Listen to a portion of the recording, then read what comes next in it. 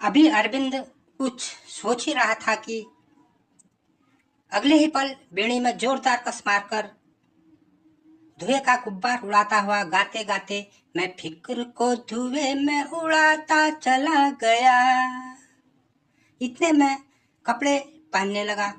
फिर कमरे को लॉक कर उसके कदम दुकानों की तरफ बढ़ने लगे। कुछ ही देर में एक दुकान में बैठने क्या लगा। विपरीत दिशाओं से आए दो लोगों की बातचीत ने उसके जहन को हिलाना आरंभ कर दिया। एक नमस्कार, दूसरा नमस्कार, पहले वाला कब है फिर शादी,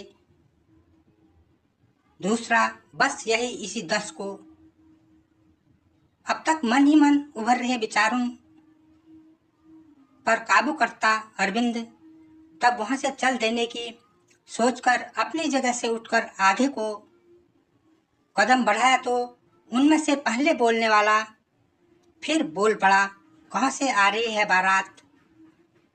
तब पहले वाले की बात पूरी होने से पहले ही बोल पड़े दूसरे वाले ने कहा, अरे पूछो ही मत कि कहां से आ रही। उस व्यक्ति के ऐसा कहते ही वहां जो भी थे सबके सब अवाक जैसे हो आए। तब वहां से 2 कदम आगे बढ़ चुके अरविंद के जहन से भी शब्द उभर पड़े, शायद कोई भगा ले गया। इसके बाद जब अरविंद चलता बना तो उसके मन मस्तिष्क में बात बैठने लगी। वह उस समय किसी परीक्षा की तैयारी कर रहा होता है। एक दिन उसके कमरे के नीचे वाले तल में एक मियाँ बीबी 2 जनों का परिवार किराए में आ जाता है।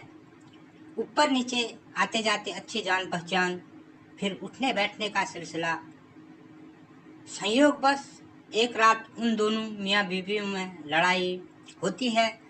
जो भी हुआ हो, एक बच्चे की भयंकर चिल्लाने की आवाज़ से अरविंद की नींद जब खुलती है तो वह वहीं का वहीं सिमट उठता है। अगले ही पल जब उसे याद आता है कि इस आसपास के घरों में तो दूर दूर तक कोई है ही नहीं, तब उसके मुंह से निकल पड़ता है फिर भी ये आवाज़। कुछ देर रुककर उसके मुंह से फिर निकल पड़ा, भूत। अब की बार उसने दोनों घुटनों के बीच कनपट्टियां धांस डाली।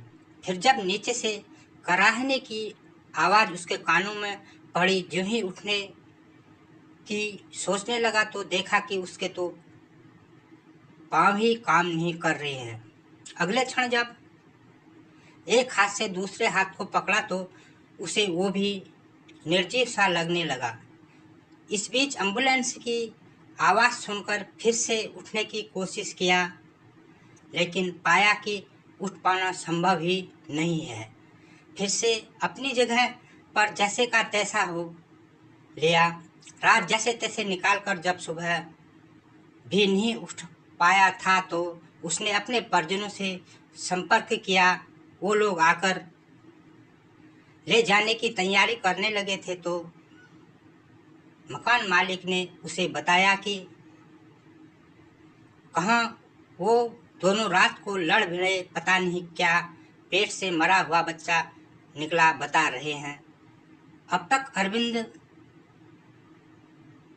बाजार के मुहाने में पहुंच चुका था तो उसने चल छोड़ यार कहकर अपना ध्यान उधर मोड़ लिया।